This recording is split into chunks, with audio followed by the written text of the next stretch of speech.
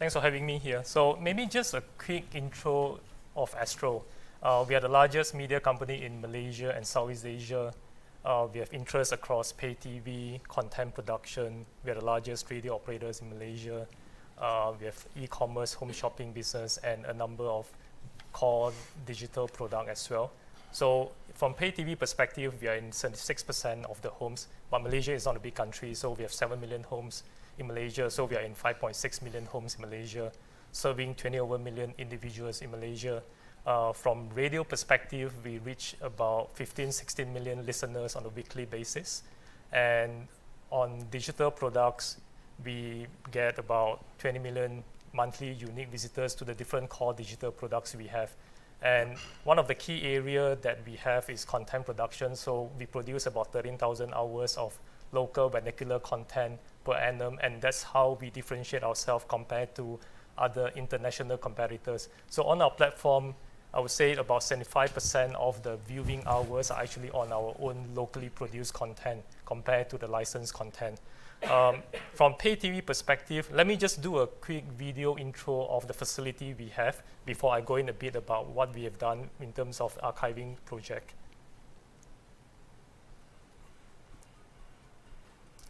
Oh, I don't know if I can plug it.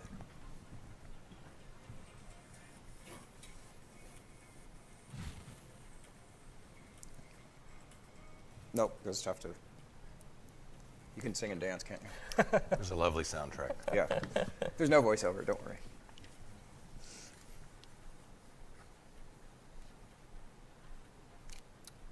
And this is an amazing piece of hardware. Actually. I could watch those tape robotics go back and forth all day long. It's like watching a Zamboni at the ice skating rink. It's like it just wants to crash into something. You know? You should see the ones in the old days that used to spin around in circles. Now your control room, look, how many channels do you monitor in there? It's about 200 channels. 200 channels, that's very impressive.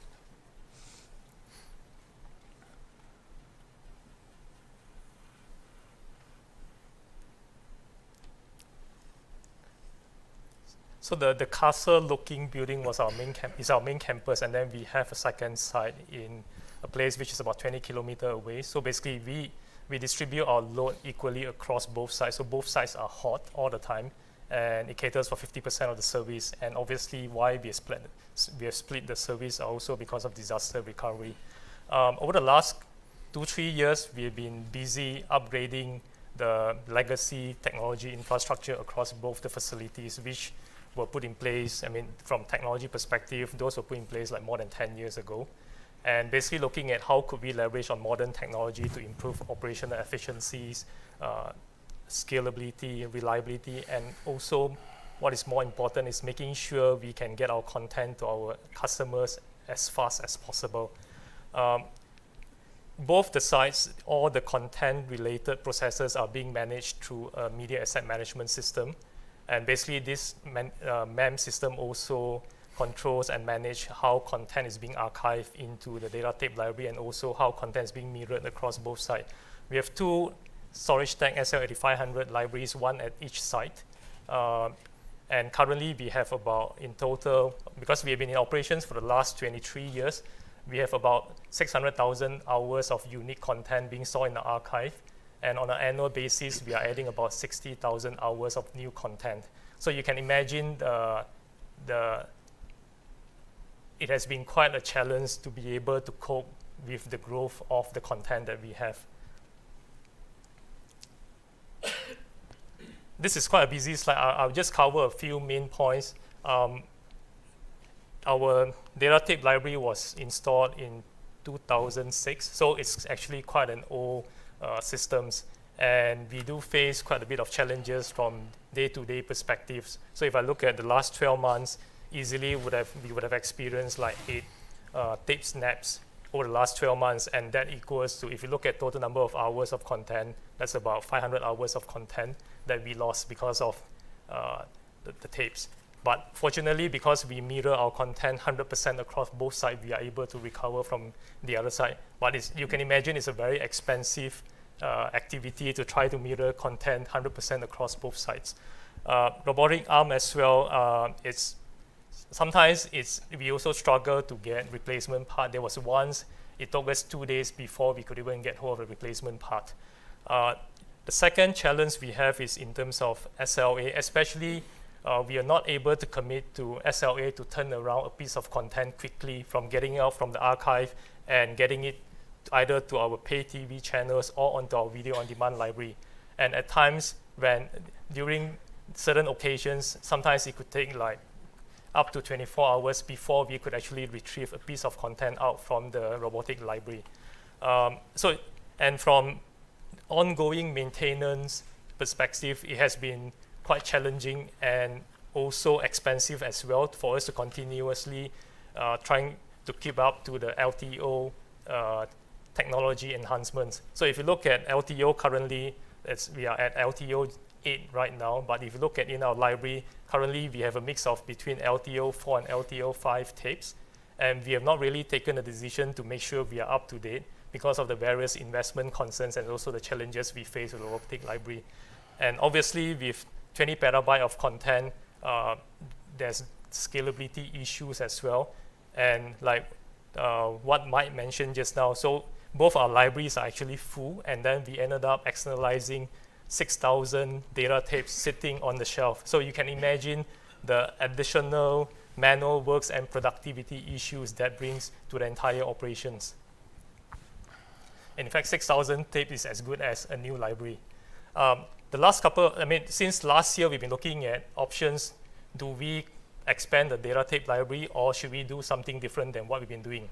And finally, we decided to move everything to Glacier, but obviously with us proving the business case and making sure there's valid business case before we decide on the move. In fact, we started the migration since late August, and this is a process that's going to take place over the next 6-7 months, and we are targeting for that to be completed by end of March next year.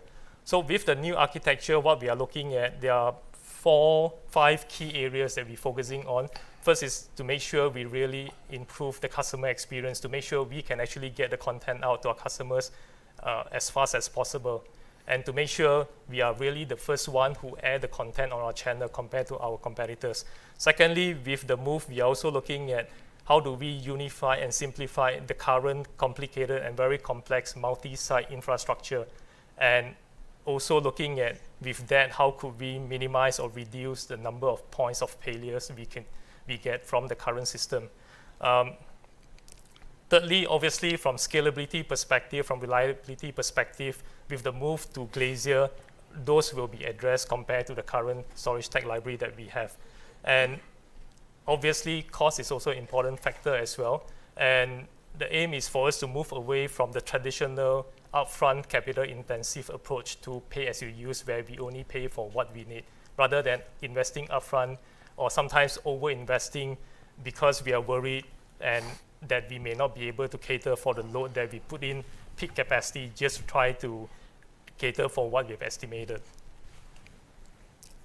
Hey, you mentioned, I was going to ask about your migration, just to clarify, are you using the DX, Direct Connect networking to move all the content? Yep. Is that the plan? Okay. Yep. Right. So if you look at previously, we already have a direct connect link from Kuala Lumpur to Singapore directly, because at that time, AWS doesn't have a port in Malaysia yet. So that link is still active. And then about 2 months back, we put in a new link connecting both the sites, each one having a 20 gig pipe connecting both the sites to the AWS port in KL. And basically, with the 20 gig link from each site, the aim is we want to expedite the migration as fast as possible. And thus, that's why we are able to estimate that we will be able to complete the entire migration within a 6-7 months period. And if you look at this diagram, so we have 20 gigs link from each site to the AWS port, and at the same time, because these are precious content, we also want to make sure in the migration process, if something happened to the link, because sometimes the fiber could be chopped because someone is digging the route for construction, and thus we are still keeping the direct connect link to Singapore as well as a backup. And the plan is once all the contents is migrated away from the archive to Glacier, then we will be shutting down the SL8500 libraries across both sites. And this entire process is being managed by the media asset management system we have. So we have added a new Glacier adapter to the media asset management system that's actually driving the entire migration process. How many tape heads do you have in your tape libraries? How much you're getting pretty aggressive throughput on a 6-7 month run. Are you going to continue to ingest into your tape archives, or are you going to start ingesting directly and then migrate? We will start ingesting directly.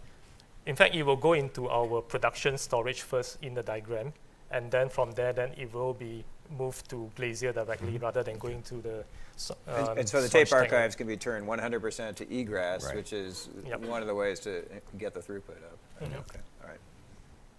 Are there, can you go back? Are there any questions from the audience on what he's showing here and sort of the cloud state of their?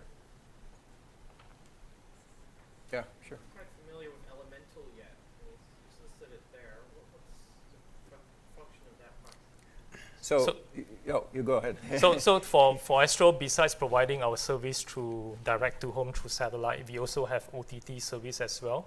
So basically, we also send our linear channel and also individual content to the AWS cloud, and Elemental is a service we use over there to transcode and to convert the linear channel and the individual file for our OTT service. Yeah. And Elemental was a company that AWS acquired several years back, and has been a long time producer of on-prem encoding systems for broadcast and film and so forth. So that's their core, but we have multiple Elemental services for transcode, for packaging, and for playout type of use cases. Question here? Yeah.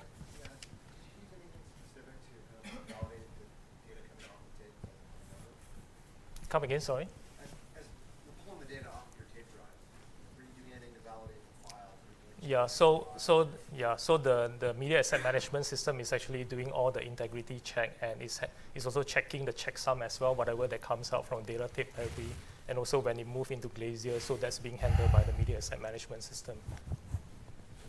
Can you share which band you're using? We're using a product called MediaFlex from TMD, Telemedia Dynamics.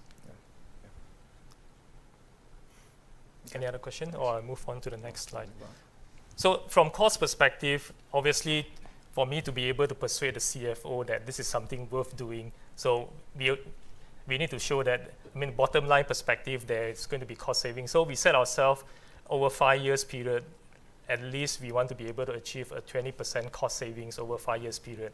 And I think what is key is to make sure, besides taking into consideration the AWS related costs, for the total TCO calculation, we need to include also the additional bandwidth we need to put in, and also the migration effort, and potentially we may need to engage external party to assist us. There's also software licensing and also parallel run costs as well, because while the migration is going on, I need to continue to maintain the SL8500 libraries as well as the HSM, the software system that's managing the library, and all those are actually costing us money. So that's why we are trying our best to make sure we can get it across as fast as possible. Then we could shut down both the library and also the archive management system. In terms of what's coming after migrating the content into cloud, so the way I look at it is, obviously our operation engineers will move away from the manual, mundane task of maintaining and keeping track of even the data tapes, right? But we'll be moving more and more into trying to automate as much as possible the content-related process. While currently it has been automated to a certain extent, but definitely there's a lot more we could do leveraging on the various services available in the cloud, whether it's native AWS services or it could be third-party services that is available in the AWS ecosystem. In fact, we have started looking at and doing POC, proof of concept, on applying AI machine learning on some of the more human-intensive stuff that we are currently doing. For example, like subtitling, both from speech to text and also text to text, translating from one language to another language. We are exploring metadata generation of selected content together with a third-party partner. And we're also looking at how we could leverage on, for example, the Amazon recognition service to try to automate content censorship. In Malaysia, we have quite a strict content censorship rules. So for example, on our turnaround channels, we have about close to about 100 channels that we receive from external providers, and then we actually put it on a 1 minute to an hour of delay, that we actually have a team of 300 people working 24/7, chopping up content, either stitching content together or inserting content to make sure it looks good.